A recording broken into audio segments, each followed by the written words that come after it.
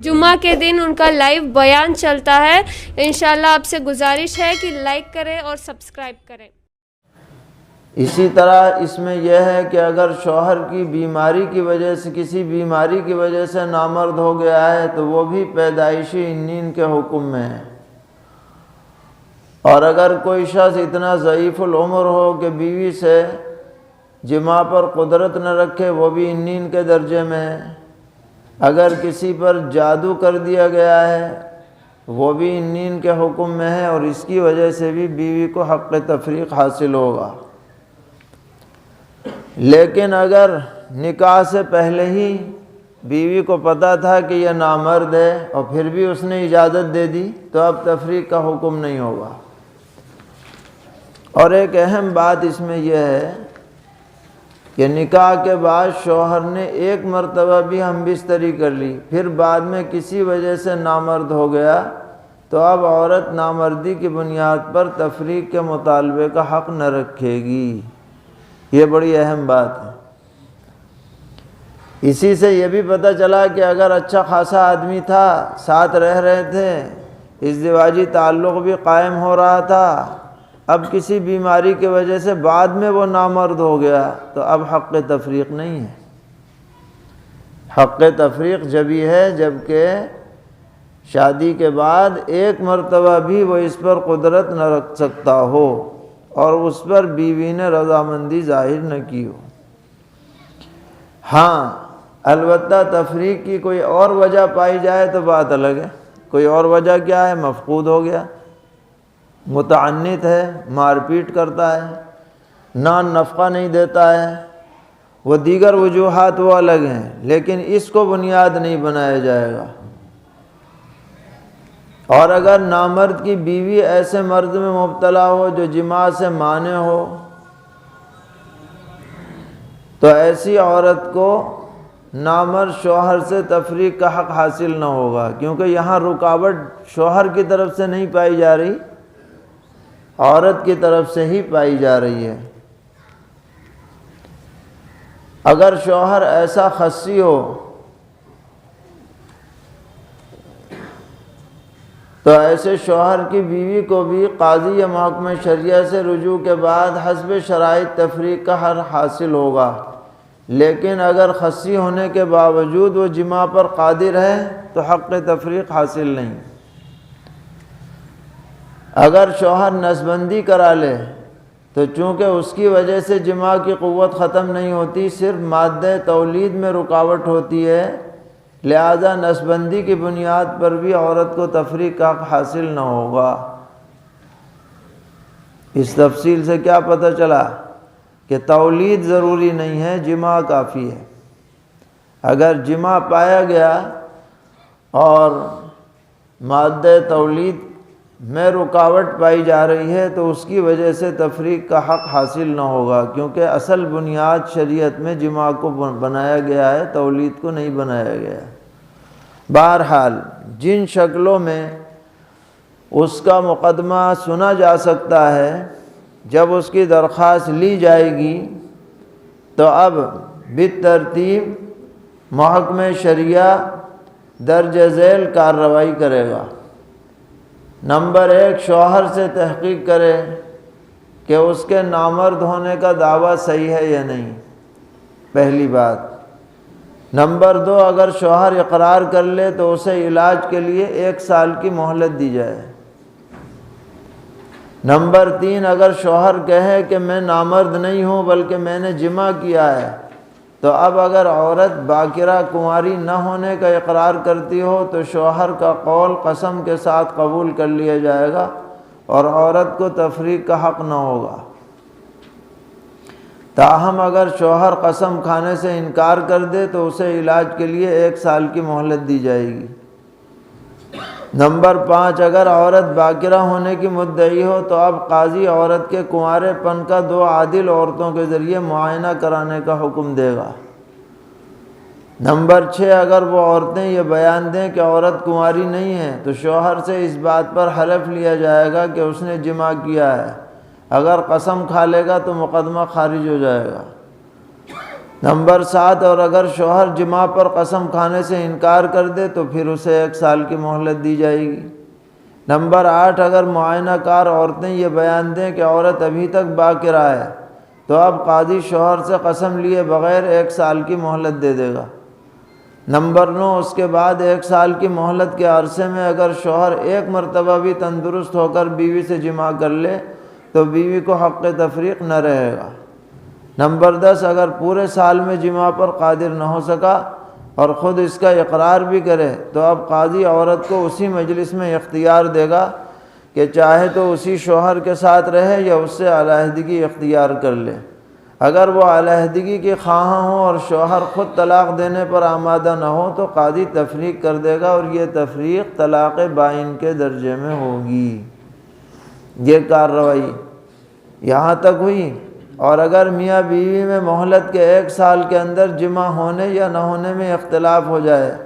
یعنی بیوی دعویٰ کرے کہ جماع نہیں ہوا اور شوہر یہ کہے کہ جماع ہوا ہے، تو اگر عورت سیبہ ہو تو شوہر کا قول قسم کے ساتھ قبول ہوگا اور دعویٰ خارج ہو جائے گا، اور اگر شوہر اسی وقت قسم کھانے سے انکار کر دے تو بیوی کو تفریق کا اختیار ہوگا، اور اگر عورت باکرہ ہونے کی مدعی ہو تو قاضی دوبارہ معائنہ کرائے گا، اور دوبارہ معائنے میں بھی اگر اس کا باکرہ ہونا ثابت ہو جائے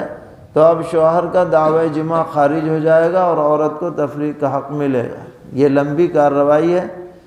لیکن اس سے دودھ کا دودھ پانی کا پانی ہو جائے گا، اور جو بھی شریعت نے گنجائش دی ہے اس کے مطابق وہ عورت عدت گزار کر کے اور پھر بعد میں اپنا نکاح کسی اور سے کر سکتی ہے۔ اب اس میں چند چیزوں کا اور بھی لحاظ رکھنا ہے، اس کو بھی یہاں پر ذکر کر دیا گیا ہے کہ قاضی کی طرف سے شوہر کے علاج کی مدت جب پوری ہوگی اور حسب شرائط قاضی عورت کو تفریق کا اختیار دے گا تو اگر اسی مجلس میں عورت نے تفریق کو اختیار کر لیا تو تفریق ہوگی، اور اگر مجلس کے ختم ہونے پر تفریق کا اختیار کیا تو وہ اختیار معتبر نہیں ہے، تفریق نہیں ہوگی۔ اور 1 سال کی مدت اس وقت سے شروع ہوگی جب باقاعدہ قاضی اس کا حکم دے گا، اس سے پہلے جو وقت گزر چکا اس کا اعتبار نہیں، اور یہ مدت کا شمار قمری تاریخوں سے ہوگا، شمسی تاریخوں سے نہیں ہوگا۔ اور قاضی کی جانب سے شوہر کو دی گئی 1 سال مدت ختم ہونے کے بعد عورت مطالبے میں تاخیر کرے تو اس تاخیر کی وجہ سے بھی اس کا حق باطل نہ ہوگا۔ اور تفریق کے بعد عورت کا اقرار جماع پر بینہ قائم کرنا، میاں بیوی میں تفریق کے فیصلے کے بعد اگر شوہر اس بات پر بینہ قائم کرے کہ عورت نے تفریق سے پہلے جماع ہونے پر اقرار کیا تھا تو تفریق کا فیصلہ باطل ہو جائے گا اور عورت شوہر کے نکاح میں برقرار رہے گی، اور اگر شوہر تفریق کے بعد کے اقرار پر بینہ قائم کرے تو اس کا اعتبار نہ ہوگا۔ یعنی اگر شوہر جو ہے بعد میں قاضی کے سامنے یہ بینہ پیش کرے کہ آپ کے فیصلے تفریق سے پہلے یہ عورت جماع کا اقرار ان 2 آدمیوں کے سامنے کر چکی ہے تو قاضی کا فیصلہ باطل ہو جائے گا، لیکن فیصلے کے بعد اقرار کرے گا تو اس کا اعتبار نہیں، بینہ پیش کرے۔ قاضی کی جانب سے تفریق ہو جانے کے بعد مرد و عورت دوبارہ ایک ساتھ رہنے پر آمادہ ہو جائیں تو نکاح ثانی کی اجازت ہے، کوئی حرج نہیں۔ قاضی کے میاں بیوی میں تفریق کرنے کے بعد 2 سال کی مدت میں اگر عورت بچہ جنے تو یہ بچہ نامرد شوہر کی جانب منسوب ہوگا اور تفریق کا فیصلہ باطل ہوگا، اور عورت علی حال ہی نامرد کی بیوی ہوگی جبکہ اس نے کسی اور سے نکاح نہ کیا ہو، یہ شرط ہے اس میں۔ شوہر اگرچہ عنین اور نامرد ہو، اگر بیوی کے ساتھ خلوت صحیحہ پائی گئی تو اس پر پورا مہر حسب ضابطہ واجب ہوگا، کیونکہ مہر کے وجوب کے لیے جماع لازم نہیں بلکہ خلوت صحیحہ کافی ہے۔ اگر عورت یہ دعویٰ کرے کہ اس کا شوہر مقطوع ذکر ہے تو اگر شوہر بھی اس کا اقرار کر لے تو قاضی 1 سال کی مہلت دیے بغیر فوراً ہی عورت کو تفریق کا اختیار دے دے گا، اور اگر شوہر اقرار نہ کرے تو معتبر شخص کے ذریعے معائنہ کرایا جائے گا، پھر معائنے سے جس بات کی تصدیق ہوگی اسی کے موافق کارروائی کی جائے گی۔ اس کی بھی صراحت ہے۔ اور مجبور کی بیوی بعد التفریق 2 سال کی مدت میں بچہ جنے تو کیا حکم ہے؟ تو کہتے ہیں قاضی کے مجبوب اور اس کی بیوی کے درمیان تفریق کرنے کے بعد 2 سال کی مدت میں اگر عورت بچہ جنے تو یہ بچہ مجبوب مرد کی جانب منسوب ہوگا، لیکن اس کی وجہ سے تفریق باطل نہ ہوگی۔ یہ تھوڑا سا فرق ہے نامرد میں اور مجبوب میں۔ وہاں تو تفریق باطل ہو جائے گی، یہاں تفریق باطل نہیں ہوگی، لیکن بچے کی مصلحت کا خیال کرتے ہوئے اس کا نسب اسی شوہر سے ثابت مان لیا جائے گا۔ ان سب باتوں کے سلسلے میں فقہی عبارات ہر مسئلے کے ساتھ لگائی گئی ہیں۔ جو حضرات مفتیان کرام ہیں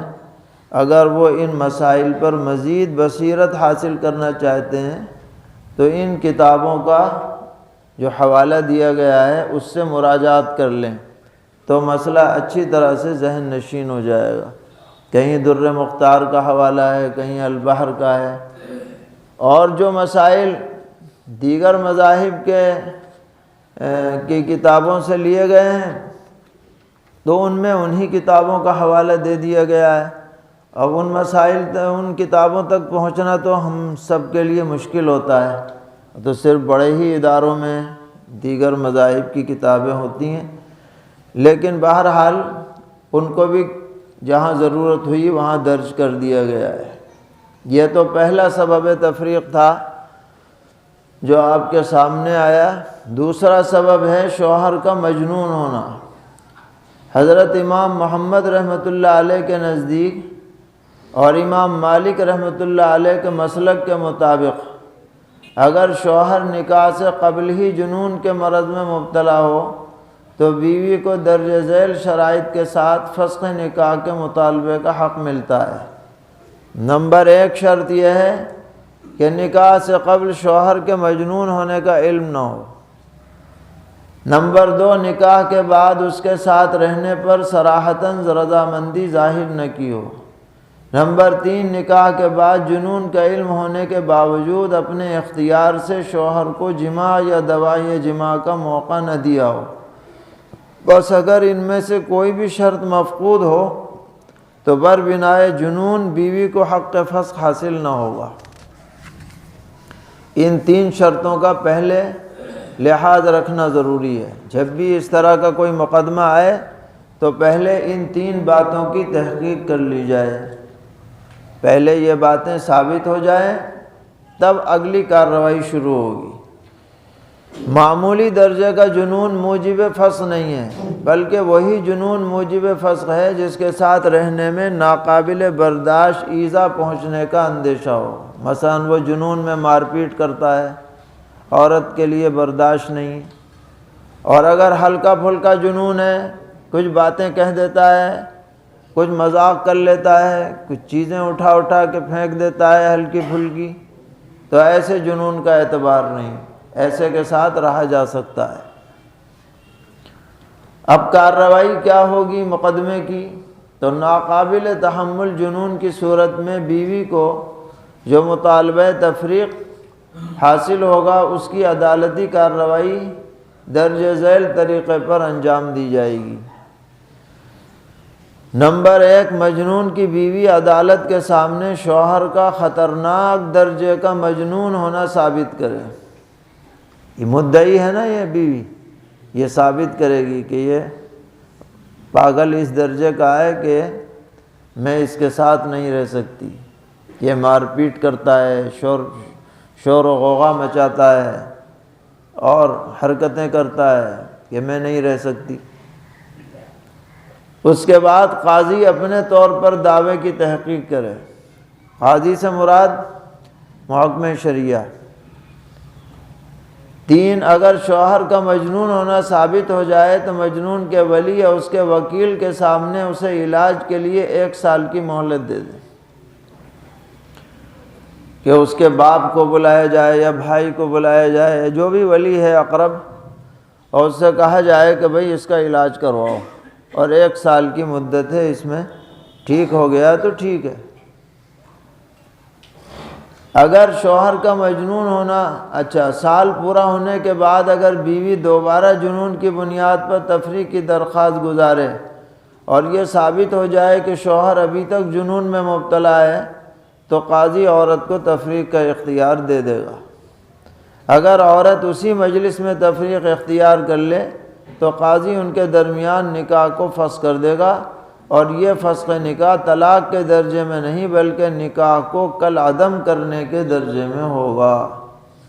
یعنی یہ فسخ ہوگا، یہ طلاق نہیں ہے۔ طلاق جو جب ہوتی ہے تو بعد میں اگر رجوع ہو جائے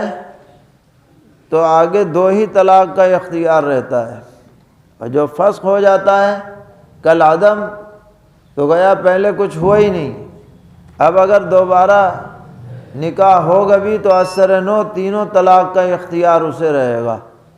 تو اس اعتبار سے یہ نکاح کالعدم ہے۔ اسی لیے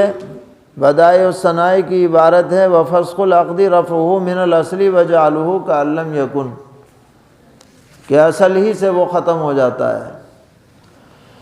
اب سوال یہ ہے کہ مجنون کی بیوی کی عدت اور مہر کا کیا حکم ہے؟ اگر خلوت سیاح سے پہلے فسخ نکاح کی صورت پیش آئی ہے تو مہر بالکل ساقط ہو جائے گا اور عدت بھی واجب نہیں ہوگی، اور اگر شوہر کے مجنون ہونے کے علم سے قبل خلوت سیاح ہو چکی تھی اور بعد میں جنون کا علم ہونے کے بعد فسخ نکاح کی نوبت آئی تو پورا مہر لازم ہے، اور عدت بھی حسب ضابطہ پوری واجب ہوگی، 3 حیض اگر حائضہ ہے۔ اب ایک اہم سوال ہے کہ یہ تو وہ ہے جو شوہر پہلے سے مجنون ہے، لیکن اگر صحیح طرح رہ رہا تھا، عقل مند تھا، ٹھیک ٹھاک تھا، اور بعد میں اس کو جنون لاحق ہوا، اس کو جنون حادث سے تعبیر کرتے ہیں، اور یہ مسائل بہت سے پیش آتے ہیں کہ آدمی اچھا خاصا تھا، خدا نہ کرے پھر اس کو یہ بیماری لاحق ہو گئی، تو اگر پہلے سے شوہر مجنون نہ تھا بلکہ نکاح کے بعد جنون کا مرض لاحق ہوا تو اس بارے میں حضرت امام محمد رحمۃ اللہ علیہ سے کوئی صریح حکم منقول نہیں ہے۔ البتہ مالکیہ کے نزدیک اس صورت میں بھی عورت کو حق تفریق حاصل ہوتا ہے، بشرطے کہ اس نے مرض جنون لاحق ہونے کے بعد اپنی رضامندی سے شوہر کو جماع یا دوائی جماع کا موقع نہ دیا ہو۔ بعد میں وہ مجنون ہوتا ہے اور عورت نے اپنی مرضی سے اس کو جماع کا موقع نہیں دیا، اس نے زبردستی کر لی ہو تو بات الگ ہے، لیکن وہ خوش نہیں ہے اس پر، بری بنا اس صورت میں بھی مذہب مالکی پر عمل کرتے ہوئے درجہ بالا عدالتی کارروائی عمل میں لائی جائے گی اور حسب ضابطہ تفریق ممکن ہوگی، البتہ یہ تفریق احتیاطاً طلاق بائن کے درجے میں ہوگی۔ پہلے والے مسئلے میں طلاق نہیں ہے بلکہ فسخ ہے، اور یہاں احتیاطاً طلاق بائن کے درجے میں ہے۔